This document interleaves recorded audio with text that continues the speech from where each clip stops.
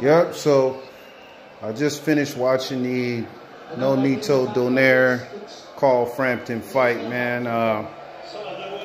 It was a decent fight. It wasn't good. Wasn't bad. Kind of what I expected. I didn't do a review on it. Didn't know if you guys wanted to see that, but I caught the fight. It was streaming live on YouTube, so I checked it out. Let's get into what happened in the fight.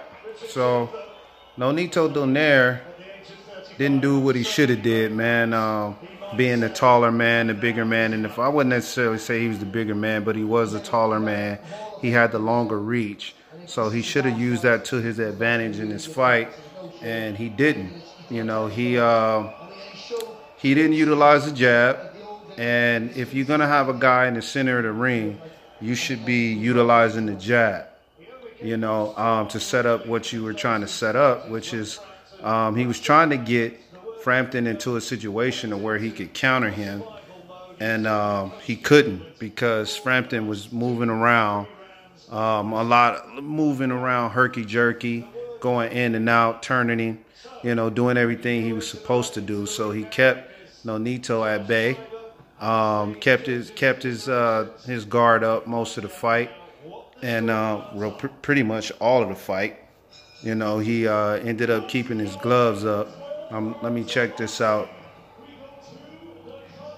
The judges' scorecard. So I already know that Frampton won this fight because he pretty much took over the fight from the second round all the way to the 12th. So Nonito maybe won 2 other rounds outside of the first. Other than that, Frampton pretty much schooled him, man, in every aspect of the fight. Let me check this out. Yep. So, you know, we already know what it is. Called Frampton. Gave him a boxing lesson. So anyway, let me get back into it. Nonito wanted to keep the fight in the center of the ring. That's what he wanted to do. I thought he was going to utilize the jab to set up his combinations and to force Frampton, being a smaller man, the shorter man, to come inside, desperate in a situation, force him to come inside and then utilize his combinations. But he wasn't able to pull that off all night. So Frampton, what he did really, really well was move. I knew he was going to utilize his foot movement. He was in and out, going in and out. He was turning Nonito around physically in some aspects, and then with his footwork, he was turning him around.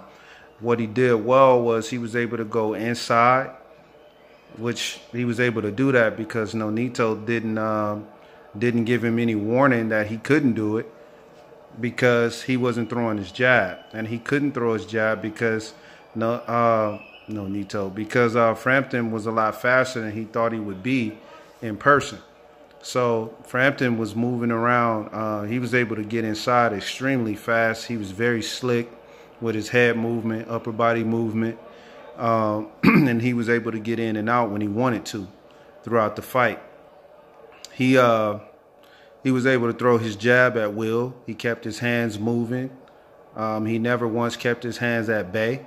His hands were constantly moving in combination and with great speed. He was accurate with his punches. He missed a few, but he was accurate for the most part. He ended up tearing Nonito's eye up. I think it was his right eye. Could have been his left, but I think it was his right. Tearing his eye up in about the second round, I believe. And after that, Nonito was no good, man. He couldn't.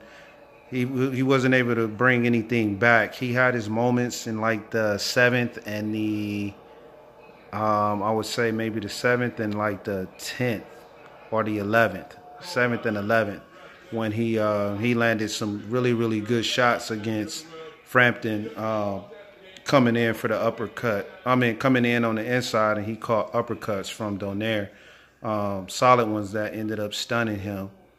He stunned him maybe twice, and that was pretty much it. Nothing else it was nothing else he could do to keep Frampton off of him.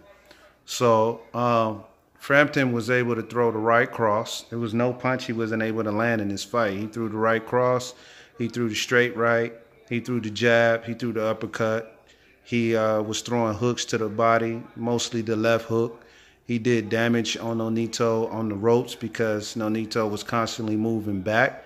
In the earlier parts of the fight, he was moving backwards. He had his back up against the ropes. And that's when I knew Frampton was going to take over the fight.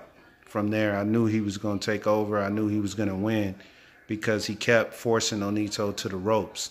And when Nonito decided that he didn't want to be on the ropes anymore and the fight went back to the middle of the ring, I thought, hey, maybe Nonito needs to focus on keeping the fight in the center of the ring and utilizing his jab and forcing Frampton to come to him. But it ended up being the other way around.